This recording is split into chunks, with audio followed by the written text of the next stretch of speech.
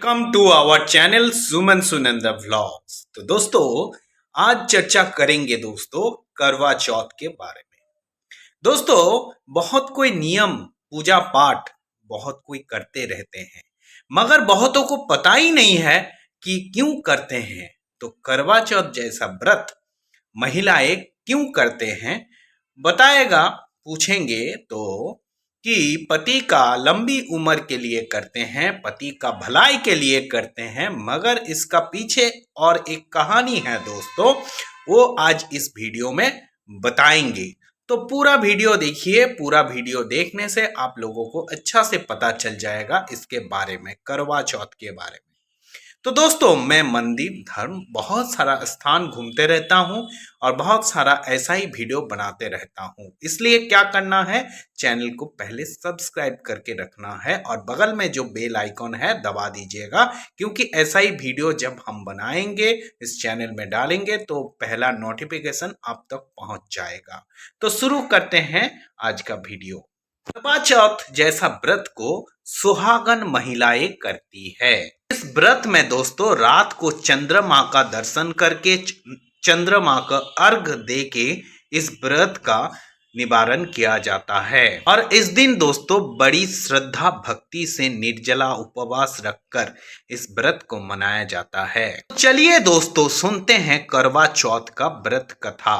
एक बार की बात है दोस्तों, एक साहूकार थे, उनके 7 बेटे थे और एक बेटी थी। सभी सातों भाई अपने बहन से बहुत प्यार करते थे। यानी ये सातों भाई पहले खाना खा लेते थे, उसके बाद उसको बहन को खाना खिलाते। ऐसा बात नहीं होता, पहले बहन को अच्छा से खाना खिला लेते, उसके बाद 7 भाई खाना खाते। मतलब इतना प्यार था उनों में। एक बार क्या हुआ, उनका जो बहन था 7 भाई का, वो बहन करवा चौथ के समय भाई लोगों के घर आए थे, यानी मायके आई थी। जब दोस्तों शाम हुआ, शाम के समय 7 भाई अपने व्यापार से वापस जब घर में लौटकर आया तो देखा अपने बहन घर में मायके आई हुई है और बहन भी 7 भाई को देखकर बहुत व्याकुल थी। 7 भाई पहले खाना खाने बैठ गए और बहन को भी बताए कि तुम भी खाना खाओ, मगर लेकिन बहन ने बताया कि आज मेरा करवा चौथ का निर्जला उपवास है और वो आज खाना सिर्फ चंद्रमा को देखकर उसे अर्घ देकर ही खा सकते हैं। क्या हुआ दोस्तों, भाइयों तो बहन के ऊपर बहुत प्यार करते थे। 7 भाई का एक बहन है, बहुत प्यार करती थी। तो ये बहन का ये हालत भाइयों से देखा नहीं गया, तो एक उपाय लगाया, जुगाड़ लगाया। और ये जो उपाय करती थी, मतलब 7 भाई ने उपाय करेगा, इसको अपना अपना पत्नी को बता दिए थे। तो 7 भाई ने एक दूरी पहाड़ी पर गया, वहां जाकर आग जला दिया।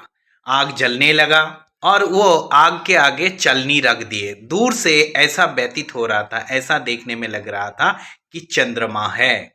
तो वापस भाई लोग वो पहाड़ी इलाका से घर वापस आया और अपने बहन को बताया कि देखो चांद निकल आया है, अभी एक काम करो कि तुम अभी खाना खा लो। साहूकार की बेटी ने अपनी भाभीियों को बुलाया और कहा, देखो भाभी लोग, वो साहूकार की बेटी ने बताया कि चांद निकल आया है, तुम लोग भी अर्घ देकर खाना खा लो। भाभीियों ने ये साहूकार की बेटी का बात सुनकर कहा कि ये तो आपका चांद है, हम लोग का चांद निकलने में थोड़ा लेट लगेगा। साहूकार की बेटी को इतनी समझ नहीं थी और वो भूख से भी बहुत व्याकुल थी, उसको बहुत भूख लग गई थी। तो साहूकार की बेटी ने सोचा, ठीक है, मैं नियम कर लेता हूँ और चंद्रमा को अर्घ देकर मैं भोजन करूंगी। तो चंद्रमा को अर्घ दे दिया और भोजन करने बैठ गई। जैसे ही भोजन करने बैठी, पहली ग्रास खाया तो उसको छींक आ गई। दूसरा ग्रास खाया तो उसमें खाना से बाल निकल आया। तीसरा ग्रास जब खाने वाली थी तो ससुराल से बुलावा आ गया। ससुराल से बुलावा इसलिए आया क्योंकि उसका पति का बहुत तबीयत खराब था और ये बताया गया कि जिस हालत में ही वो अभी है, उनको तुरंत अपना ससुराल जाना पड़ेगा। जब ससुराल के लिए वो कपड़ा पहनना जाती थी तो उसका मम्मी जब कपड़ा निकाल रही थी बक्सा से, जितना भी कपड़ा निकाल रही थी वो सब कपड़ा काले ही निकल रही थी। जब उसका मम्मी, वो साहूकार की बेटी का मम्मी, जब दूसरे बक्सा से कपड़ा निकल रही थी तो सारे कपड़े सफेद निकल रही थी। तो साहूकार की बेटी जब ये देखती है तो माँ को कहती है, माँ तुम रहने दो, ये सफ़ेद कपड़े काला कपड़े रहने दो, मैं जैसा भी हालत में हूँ मैं इसी हालत में चली जाऊंगी। उसका मम्मी समझ जाती है कि कुछ ठीक नहीं है, गड़बड़ चल रही है। तो उसका मम्मी को समझ में आया कुछ गड़बड़ होने वाला है। तो उसका मम्मी ने बोला कि रास्ते में जितना भी आएगा, जितना जनों से तुम्हारा मुलाकात होगा, छोटे हो या बड़े हो, पैर छूते जाओगी, पैर छू कर जाओगी। तो जो भी सुहागन होने का आशीर्वाद देगा उसको गांठ में बांध लेना। उसके बाद उसका बेटी अपने ससुराल के लिए निकल पड़ी। इसके बाद जब रास्ता में जा रही थी, जिनका भी पैर छू रही थी, मतलब जिनसे भी मुलाकात हो रहा था, इनका ही पैर छू रही थी और वो आशीर्वाद दे रही थी, सदा सुहागन रहो, खुश रहो, ये आशीर्वाद दे रही थी। ऐसा करते करते चलते चलते अपना ससुराल पहुंच गई। ऐसा करते करते जब ससुराल पहुंची तो वो पहले अपना छोटे ननद से मिलती है। तो उसका पैर छूते ही छोटे ननद ने आशीर्वाद दिया, सदा सुहागन रहो। उसके बाद कपड़ा के पल्लू में एक गांठ लगा देती है। इसके बाद घर के अंदर जाते ही दोस्तों देखती है अपना पति मरा हुआ, सफेद कपड़े में लपटा हुआ, और उसे शमशान में जाने का तैयारी हो रहा था। वो ये देखकर बहुत रोई, बहुत चिल्लाई। जब उसको शमशान घाट लेकर जा रहा था तो वो बोली कि मैं इन्हें लेकर नहीं जाने दूंगी, मेरे को भी इसके संग लेके जाना पड़ेगा। उसका बात तो कोई नहीं मान रहा था, मगर बोला कि इसके संग मेरे को भी लेके जाना पड़ेगा। तब ठीक है, इतना जिद कर रहा था, फिर उसको भी लेके गया शमशान घाट। वो तो शमशान साथ में चली गई। उसके बाद दोस्तों जब उसको जला रहा था, मतलब उसको जलाया जाएगा, उस समय बोला कि इसको हम जलाने नहीं दूंगी। बहुत जिद किया, बहुत जिद किया। तब सबने बोला कि पहले तो पति को खा गई, अब उसका मिट्टी को भी खराब कर रही है। लेकिन वो फिर भी नहीं मानी। गांव के सभी लोग और परिवार ने यही तय किया कि ये औरत को इसी के संग, मुर्दा के संग, इसी जगह में एक घर बनाकर, कुटिया बनाकर रख देती हूँ। अब वो क्या हुआ, कुटिया में अपने पति के संग रहने लगी, उसके पास हमेशा बैठी रहती है कुटिया में। अब क्या होता है, परिवार से छोटी ननद आकर दिन में 2 बार खाना देकर जाती थी। अब क्या हुआ, हर चौथ का वो व्रत करती, चांद को भी अर्घ देती, चांद का जो जोत है उसको देखकर ही खाना खाती। उसका चौथ व्रत करवा देखकर करवा माता उसके पास आती, को बोलते भाइयों का प्यारी बहन कर बोले। फिर वो औरत अपने पति का प्राण मांगते करवा माता के पास। चौथ माता कहती हमसे बड़ी चौथ आएगी तब उससे मांग लेना। उसके बाद जो चौथ आता था उसने बता था मेरे बाद जो बड़ी चौथ आएगा उससे मांग लेना। ऐसा करके बीतती चला गया। ऐसा करते करते सभी चौथ चले गई और अश्विन का चौथ आता है तो वो औरत अपने पति का प्राण भिक्षा करते हैं अश्विन चौथ माता के पास। अश्विन चौथ माता ने कहा कि कार्तिक का चौथ माता से तुम मांग लेना, यानी कार्तिक चौथ मतलब करवा चौथ माता नाराज है तुमसे। अश्विन का चौथ माता ने बताया कि कार्तिक महीना का जो चौथ आएगा वो उस माता को अपने पति का प्राण नहीं मांगने से नहीं जाने देना, मतलब वो मांगना और प्राण वापस देगा तभी उसको जाने देना। और अश्विन चौथ माता ने बताया कि तू करवा लेके रखना, जितना भी श्रृंगार का सामान है वो अपने पास रखना।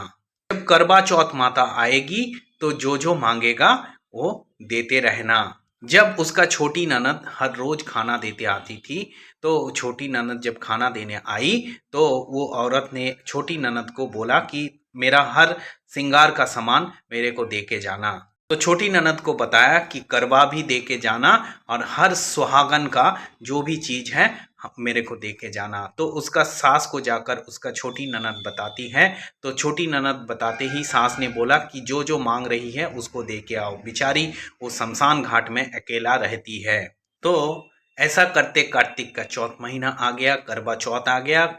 चौथ माता प्रकट हुए और बोला कर बोले साहूकार की बेटी, कर बोले साध भाई का बहन, कर बोले। तब वो कार्तिक महीने का जो चौथ माता थे उसका पैर पकड़ लिए और बोली, तो माता जी को बताए कि मेरा सुहाग वापस कर दो।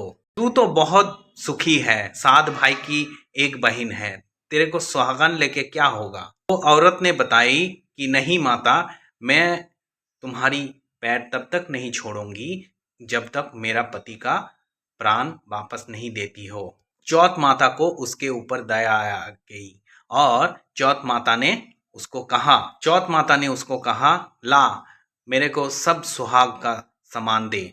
बोला चूड़ी दे, बिंदी दे। ऐसा करते करते चौथ माता ने 16 सिंगार का हर एक सामान उससे मांगा। उसने माता को एक एक करके सारा सामान देते गए। चौथ माता ने कहा कि तू तो पूरा तैयारी करके गई, तेरे को कोई सिखा के गया है क्या। वो औरत ने कहा कि नहीं माँ, मुझे कौन सिखाएगा। चौथ माता ने अपने आंखों से काजल निकाला, नाखूनों से मेहंदी निकाला, मांग से सिंदूर निकाला और चुटकी उंगली का छींटा मार दिया उसके पति के ऊपर। तो पति का प्राण वापस आ गया।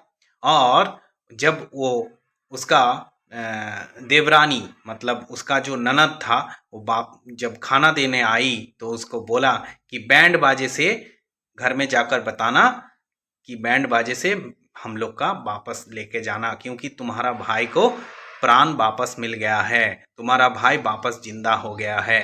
तो चौथ माता जब जा रही थी झोपड़ी पर लात मार गई और एकदम महल बन गया। तो वापस जब उसका ननद आया दूसरा दिन खाना देने तो वो महल देखकर पहचान नहीं पाए और बैंड बाजे के संग वो पति पत्नी मतलब उसका भाई या भाभी को वापस लेके गया अपना घर।